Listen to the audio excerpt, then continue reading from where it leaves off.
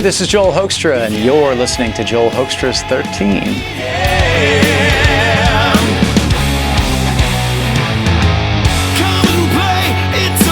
Most of you probably know me from playing guitar in the band Whitesnake, or maybe from my time with the band Night Ranger, the show Rock of Ages, or even Trans-Siberian Orchestra.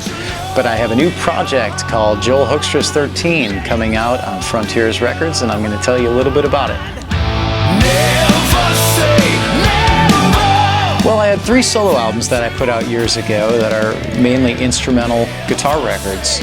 And I really wanted to put something out that showcased my writing in the genre I'm more known for these days, just melodic hard rock, and show people what my tastes are and what my writing's like. And that's really when Joel Hoekstra's 13 was born. So it really all started with Tony Franklin, the great bass player most people would know from Blue Murder or The Firm.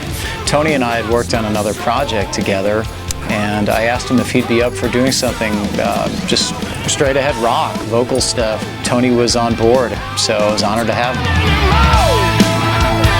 From there we needed a drummer, and Tony was the one to recommend Vinny Appice. And I was a huge fan of Vinny's growing up, really wore out the albums Holy Diver and Last in Line. And having Vinny come on board in this project really brought character to it. He's just a drummer who doesn't play what you'd expect. He doesn't play like a stiff studio session drummer. Check it out. It's got some killer songs and some great guitar playing by Joel, and I think you'll totally enjoy it. Oh, I'm feeling these changes. I was getting ready to head out with Trans-Siberian Orchestra at that point, and my bandmate Chris Caffrey texted me about a singer that was coming out with us for the first time named Russell Allen. So I checked out Russell on YouTube and was totally blown away.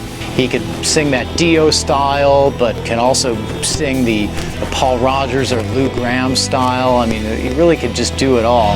Lies I tell so meaningless to me.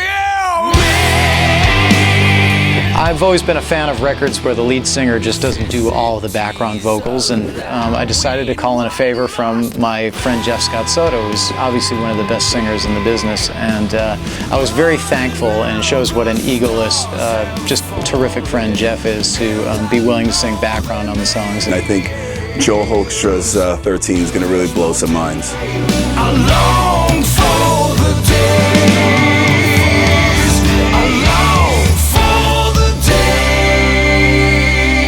Jeff was so amazing singing on those 7 tracks that when it came time for the back half of the album, I couldn't help but wonder if Jeff would be willing to contribute some lead vocals on this as well. I just picked the songs that I felt were right for his voice, and Jeff can really do it all, man. Just like Russell, he's got the power, he's got the range, and it's just really honored to have Jeff sing on this, and eventually really have 2 of the best singers in rock today singing on this record.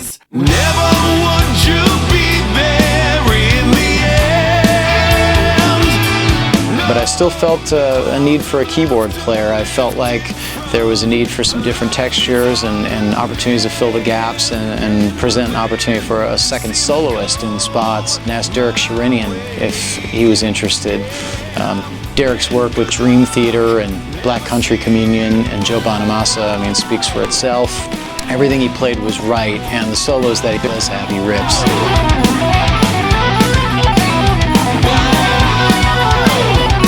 So on the song What We Believe, I was in need of a female vocalist. I'd written it as a male-female duet.